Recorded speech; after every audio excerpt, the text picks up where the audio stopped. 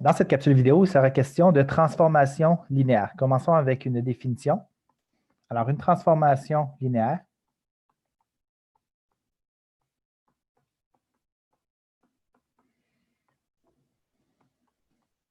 notée T de x, y, c'est une fonction de R2 dans R2. Qu'est-ce que ça veut dire? Ça veut dire que l'ensemble de départ de la fonction, c'est le plan cartésien, donc un ensemble à deux dimensions, donc deux nombres réels. Et il en est de même pour l'ensemble d'arrivées. Donc, on transforme un élément du plan cartésien en un autre élément du plan cartésien. Donc, ça peut être un point, ça peut être un vecteur. Alors, l'idée, c'est qu'on va faire subir à nos variables x et y des opérations mathématiques d'addition, de soustraction et de multiplication par des constantes pour déplacer ces valeurs-là. Alors, on va prendre la forme suivante par définition, t de xy va être égal à, donc il va y avoir deux valeurs de sortie, le nouveau x et le nouveau y. Le nouveau x, on va l'obtenir par une multiplication de ax plus by. Et le nouveau y, on va l'obtenir en multipliant x par c et y par d et en faisant la somme.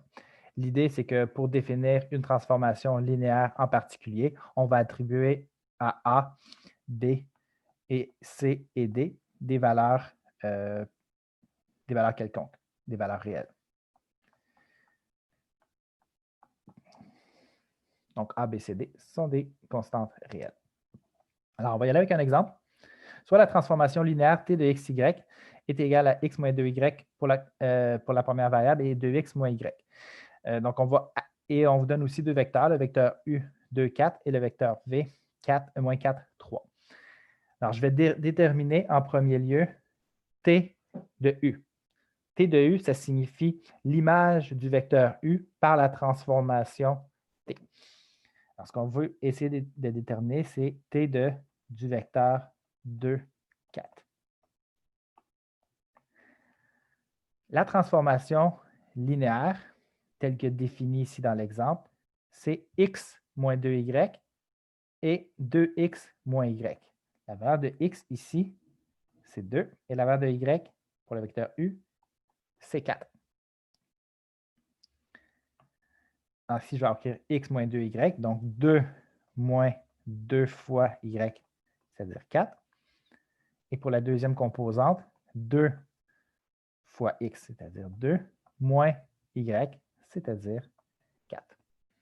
Ensuite, il ne me suffit que de faire les opérations 2 moins 8, ce qui donne moins 6. Et ici, 4 moins 4, 0. Ainsi, le vecteur u, qui était le vecteur 2, 4, s'est transformé en un nouveau vecteur, le vecteur transformé, qui est maintenant moins 6, 0. Alors, on peut faire le même exercice avec notre second vecteur, le vecteur v qui est moins 4, 3. Donc, l'idée, c'est que c'est les mêmes deux opérations qu'on va effectuer, x moins 2y et ensuite 2x moins y. Alors, x moins 2y, le x ici vaut moins 4, donc moins 4 moins 2 fois y qui ici vaut 3. Et ensuite 2x, donc 2 fois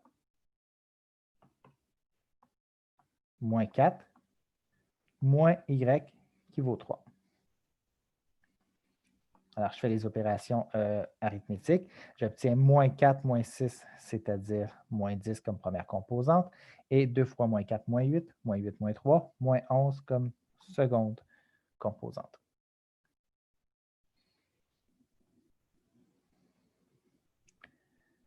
Alors maintenant, ce qu'on peut faire, c'est représenter dans le plan cartésien les vecteurs et les vecteurs transformés. Alors, il y a deux plans cartésiens. J'aurais pu tous les mettre dans le même, mais par souci de clarté, je vais mettre dans le premier plan cartésien le U et T de U, et dans le deuxième, V et T de V. Alors, le vecteur U, c'était le vecteur 2, 4.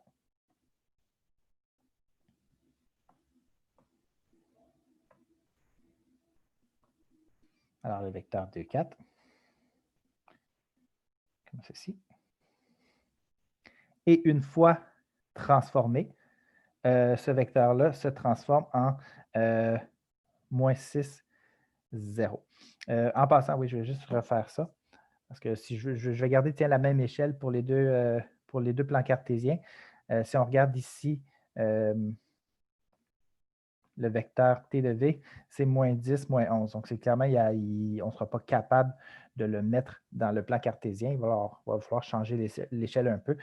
Pour que ça soit un peu mieux, je vais mettre une échelle de 2 pour mes deux plans cartésiens. Okay. Donc, ils n'ont pas besoin d'avoir la même échelle puisque ce sont deux plans cartésiens différents, mais juste par souci de clarté, c'est ce que je vais faire. Alors, je vais maintenant refaire mon vecteur U qui était le vecteur 2, 4.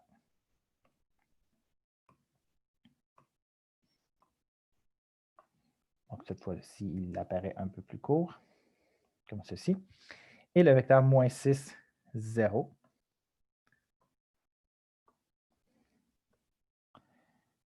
Comme ceci. Alors, j'ai U ici et sa version transformée, T de U. Je vais faire la même chose avec V et T de V.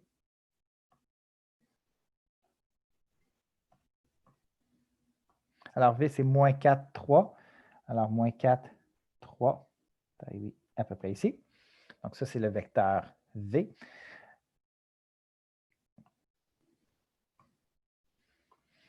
T de V, lui, vaut moins 10, moins 11.